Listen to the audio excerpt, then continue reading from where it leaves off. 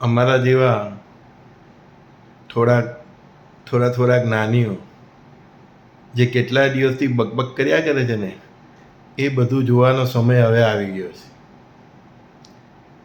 અને પરિસ્થિતિ એવી નિર્માણ થવાની છે કે જેના બંગલાઓમાં 5-5 એસી ચાલે છે ને, અલગ અલગ રૂમમાં અલગ અલગ, એ બધા એક જ જગ્યાએ ડ્રોઈંગ રૂમમાં બેસીને એસી ચલાવવું પડે. એક જ એસીમાં એક જ ડ્રોઈંગ રૂમમાં બધાને સૂવું પડે. એક ટાઈમ ખાવાના પણ દિવસ આવી શકે છે. જે કઠોળ કે જે અનાજ કે જે શાકભાજી આ તો હું નહીં ખાઉં, તેઓ ખાવું પડશે. રાજા અને રંક એક જ પંગતમાં બેસશે. અત્યારે તો નવરાત્રિ છે, જેટલું નાચવું એટલું નાચી લો, પણ કરોડોની જમીન અને કરોડોની ગાડીઓ, એના લાખ રૂપિયા આપનાર કોઈ મળશે નહીં. શોધશો તો પણ નહીં મળશે. તમને શું લાગે છે હું એમ જ બકબક કરું છું? હા, મને મારી ઇજ્જત વાલી નથી?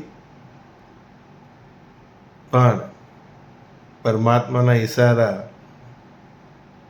ગુરુઓના ઈશારા અને એમની સાથેનો જે સત્સંગ અને એ જ ગુરુની કૃપાથી સમયકાળનું જ્ઞાન અને એમની આજ્ઞાથી આ બધું લખું છું ને એને બકબક કરું છું, કે જેથી કરીને એમના ટાર્ગેટમાં જેટલા લોકોને બચાવવાના છે ને, ત્યાં સુધી આ સંદેશ મારો ઓટોમેટિક પહોંચશે.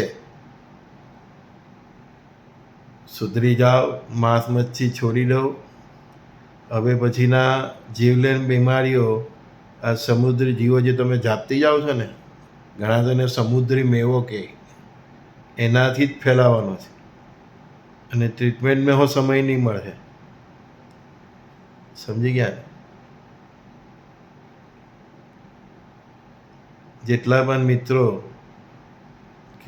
અહીંયા બધી જમીન જાયદાદ વેચીને યુરોપ, અમેરિકા કે બીજા દેશોમાં સેટ થયા છે ને, એમને મારી નમ્ર વિનંતી કે આ 6 મહિનામાં, મેક્સિમમ 6-8 મહિના આપું છું, કે આ 6-8 મહિનામાં ઇન્ડિયામાં કોઈ મિલકત વસાવી લે. ખેડૂત હોય તો જમીન વસાવી લે, પૈસા હોય ને ડોલરમાં, કે ઓસ્ટ્રેલિયાનું કે યુરોપનું જે ચલણ હોય, એક મકાન પર લઈ લે. બધું વેચીને જે યુરોપને વિદેશમાં, અમેરિકામાં સેટ થયા છે ને, ભાઈ અહીંયા પાછું આવવું પડશે એ કન્ફર્મ સમજજો.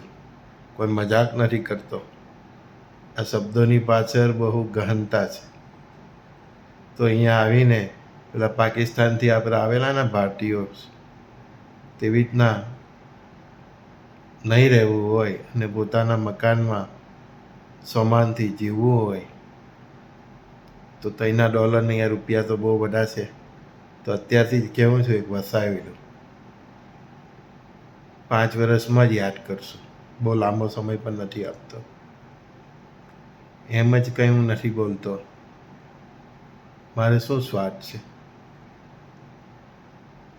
અને બહેનોને નમ્ર વિનંતી કે એના ધણીની જે આવક હોય એમાંથી 2-3 વર્ષ ચાલે એવું અનાજ ભરી રાખવું. એવું અનાજ અને મેન્ટેન રાખવું. સમજ્યા ને? તમારા પતિદેવોને સાચવજો, કારણ કે હવે પછી એવો સમય આવશે, બિચારાનું કામ ચાલે ન ચાલે, તો ઓછામાં કેવી રીતે ચલાવવું તે હવે શીખી જજો. અને ગલ્ફમાં ને એ બધી જે નોકરીઓ કરે છે ને, કે બિઝનેસ કરે છે ને, ગલ્ફ કન્ટ્રીઓ, યુરોપમાં, અમેરિકામાં, એ લોકો એમના બિઝનેસનો કે નોકરીનો એકાદ પાયો ભારતમાં પણ શોધી રાખે. અમારા ગુરુદેવને આ USA વાળા એમ કહેતા કે બાપજી, અમે તો બ્રેડને બટર ખાઈ નાખું, ઇન્ડિયાની આવું.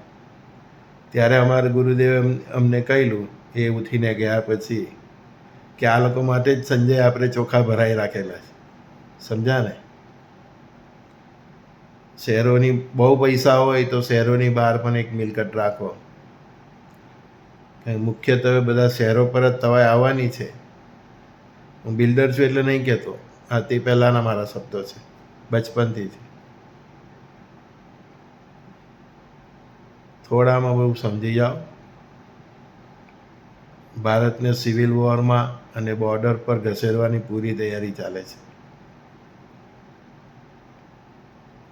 બધી રીતે સજ્જ રહો અને ઈશ્વરનું અત્યારથી જ હજુ પણ સમય જે કંઈ પણ છે ને, અત્યારથી જ નામ સ્મરણ કીર્તન કરવા માંડો. શું કહેવું તમને? આગ લાગે તો કૂવો ખોદવા નહીં જવાય.